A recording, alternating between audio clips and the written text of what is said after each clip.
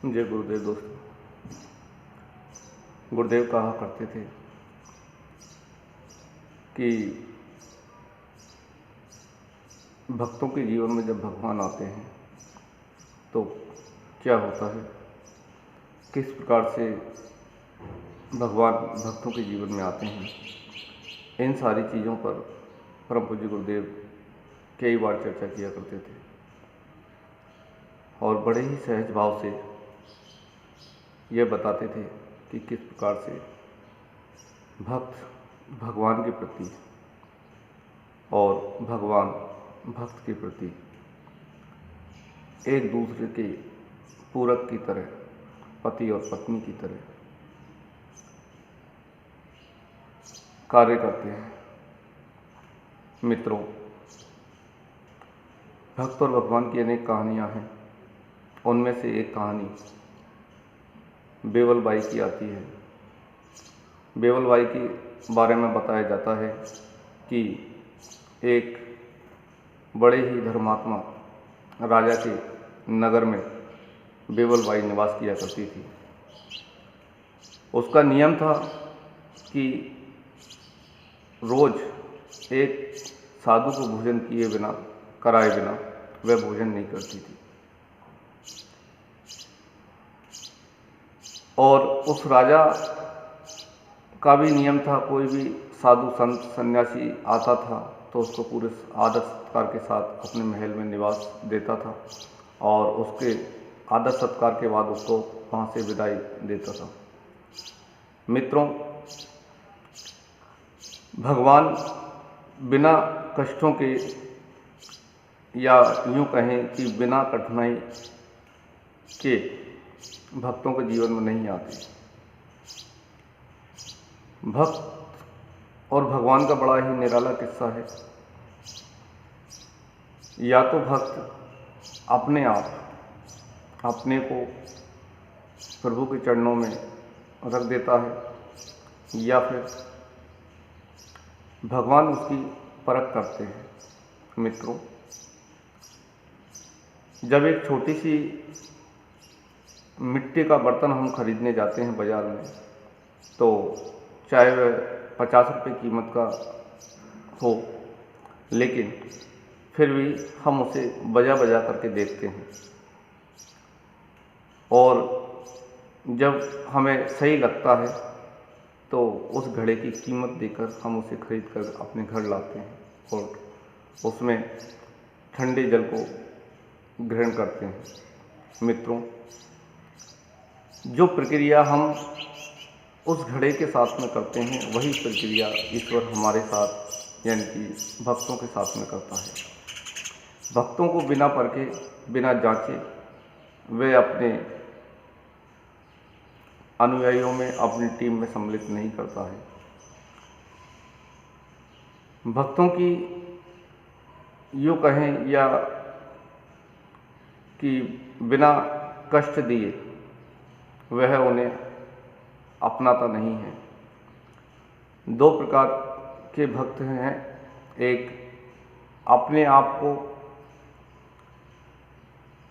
जिसके पास अपार धर्म संपदा है,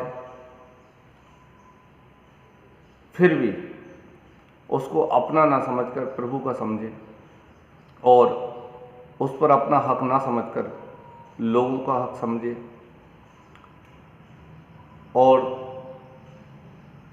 दूसरा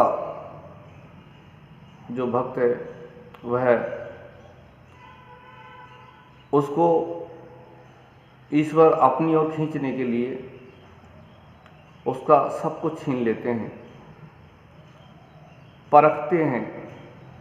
राजा हरिश्चंद्र को जितना कष्ट सहना पड़ा, उतना कष्ट शायद ही किसी भक्त को मिला हो।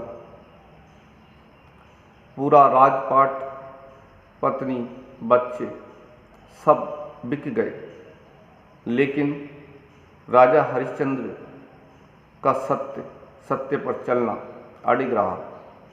आखिरकार भगवान को हारना पड़ा और उनका वह राजपाट तो दिया ही, लेकिन उनको अपने भक्तों की श्रेणी में सम्मिलित कर लिया आज भी उनका नाम इस धरती पर युगों युगों से चलता आ रहा है। उनके जीवन से लोग प्रेरणाएं लेते आ रहे हैं और सत्य की राह पर चलते आ रहे हैं। महात्मा गांधी अपने पूर्व जीवन में बुराइयां जो थीं उनको राजा हरिश्चंद्र की कहानी जब टेलीविज़न पर सबसे पहले आई थी, उस समय महात्मा गांधी ने उस राजा हरिश्चंद्र की कहानी को देखा और देखकर के इतने प्रभावित हुए कि अपने को बदलने के लिए वह इतने यूँ कहें कि इतने उतारू हो गए कि मुझे अपने आप को बदलना ही है और सत्य की मार्ग पर चलना है। मित्रों, जब महात्मा गांधी सामान्य जीवन जी रहे थे, एक वकील की जो ज़िंदगी थी वह जी रहे थे, तब उनके अंदर कई सारी बुराइयां थीं। लेकिन जब उन्होंने सत्य को धारण किया तो सबसे पहले अपने पिता को एक पत्र लिखा और उसमें अपनी सारी गलतियों की क्षमा मांगी और कहा कि मैं आज से सत्य के पथ पर चल रहा हूँ, मैं आज से इन गलतियों को नहीं करूँगा। मित्रों, एक प्रकार के भक्त इस प्रकार से होते हैं जो अपनी गलतियों को सुधार लेते हैं और ईश्वर के मार्ग पर चढ़ने के लिए स्वतः ही आगे बढ़ जाते हैं।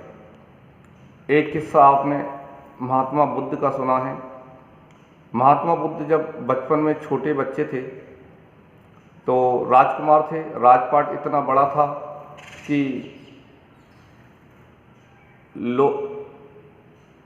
लोक कल्याण के लिए अपना सब कुछ दांव पर लगाने के लिए छोटे बच्चे की बुद्धि कितनी सी होती है। उन्होंने जब देखा, अपनी छत पर जाकर के, राजमहल के ऊपर जाकर के खड़े हुए, तो उन्होंने देखा कि एक मुर्दा नदी में बहता जा रहा है। तो उन्होंने अपने सिपाही से कहा, जिस व्यक्ति को इतना ज्ञान नहीं था। मित्रों, उस बच्चे ने कहा कि ये क्या चीज़ जा रही है बहती हुई। तो मंत्री ने कहा कि राजकुमार जी, यह एक लाश है जो पानी में बहती हुई जा रही है। तो राजकुमार बोले कि अच्छा, लाश, ये क्या होती है। तो मंत्री ने उन्हें समझाया कि राजकुमार जी, जब बच्चा जन्म लेता है, उसके बाद में बड़ा होता है, तो आखिरकार किन्हीं कारणों से, किसी कारणवश व्यक्ति की मृत्यु हो जाती है, तो वह लाश बन जाती है। बच्चे पर इतना बड़ा प्रभाव पड़ा।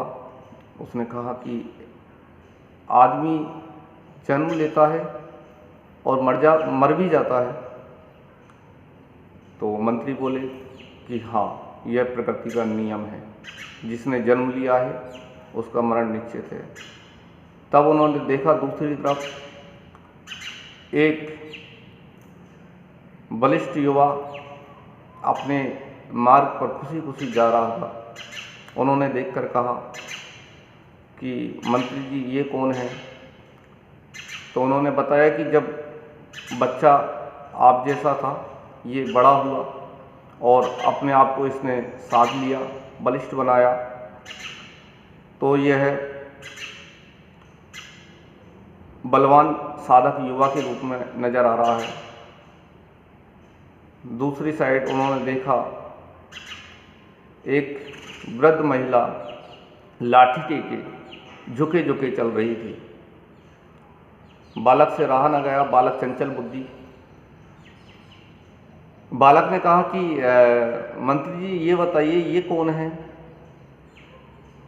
मंत्री जी बोले कि ये वृद्धावस्था है। आदमी जब जन्म लेता है, उसके पड़ाव में ये भी एक जीवन में अवस्था आती है, वृद्धावस्था।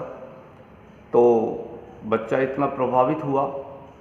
उन्होंने कहा कि जब व्यक्ति को इस जीवन में रहना ही नहीं है, व्यक्ति को बुढ़ापा आना ही है और मौत की शैया पर जाना ही है, तो फिर इस राजपाट के लिए मित्रों उसी समय बुद्ध को ज्ञान हुआ और उन्होंने बुद्धत्व को यानी कि बुद्धि का विकास करने के लिए अपना मार्ग चुना।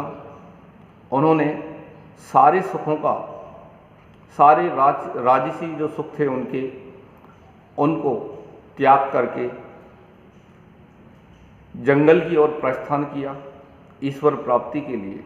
कहा कि जब जो चीज़ रहनी नहीं है उसके लिए इतना प्रयास और उसमें इतना मग्न क्यों रहा जाए, जो सत्य है उसको क्यों ना खोजा जाए।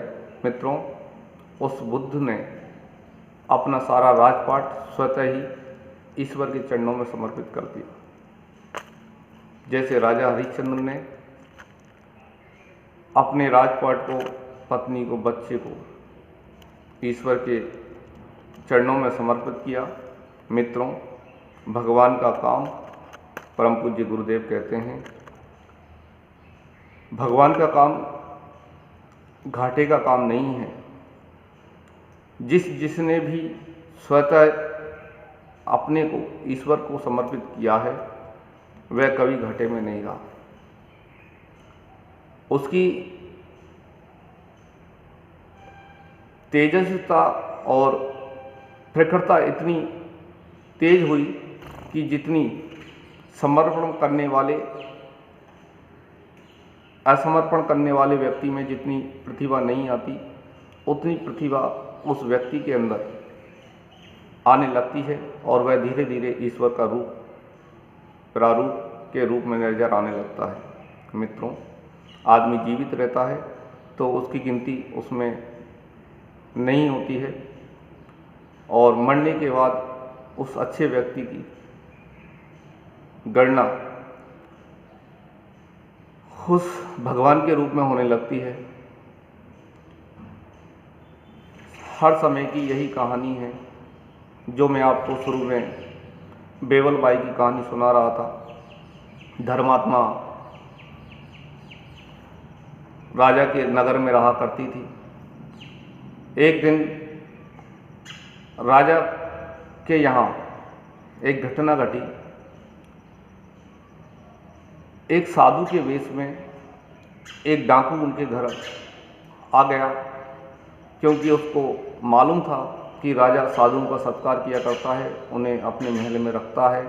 तो उसने मन ही मन सोचा कि इस राजा के यहाँ से कुछ खजाना चोरी करके ले जाने का उपाय सोचा और उसने अपने आप को साधु का वेश बनाया और राजा के यहाँ रुका।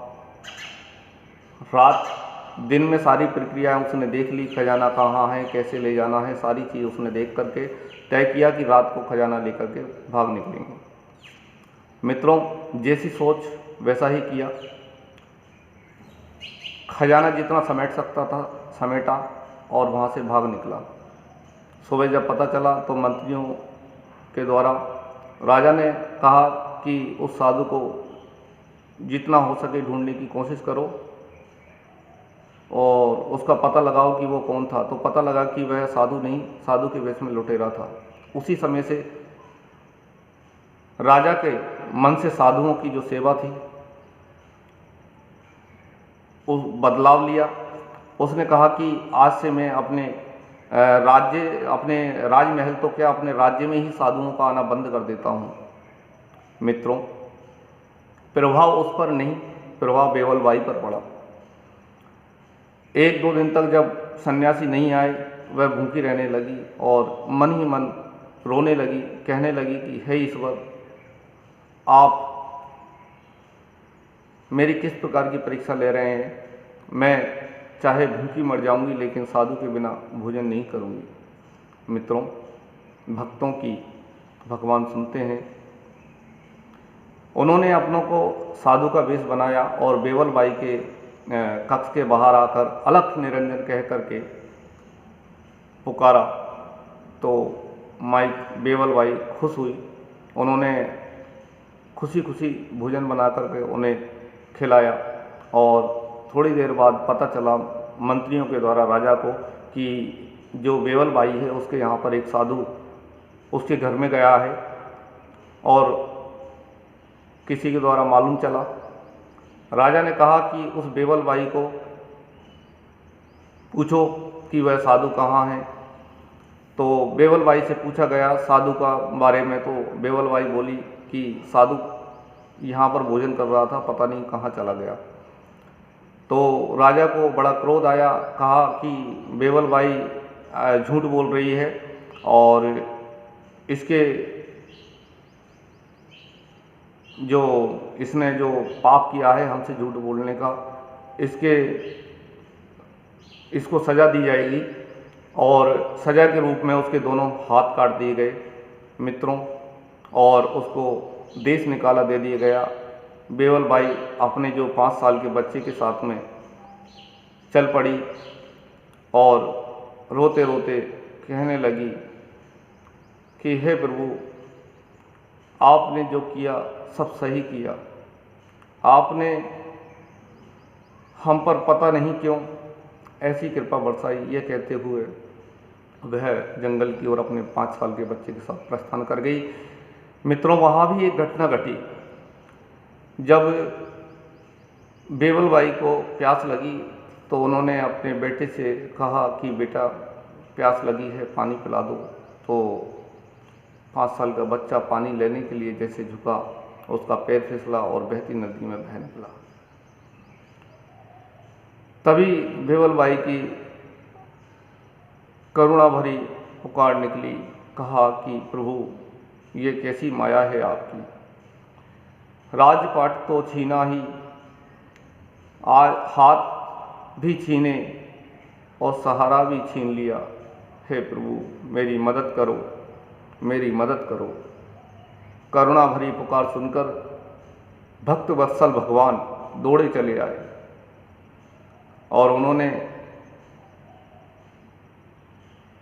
उसे दर्शन न देकर के उसके जैसे ही उसने बेवल बाई ने आवाज़ हुआ उसको, उसने अपने दोनों हाथ जिस प्रकार से हम ऊपर करते हैं ऐसे उसने करने की कोशिश की तो पाया कि उसके दोनों हाथ उसके कंधों पर थे।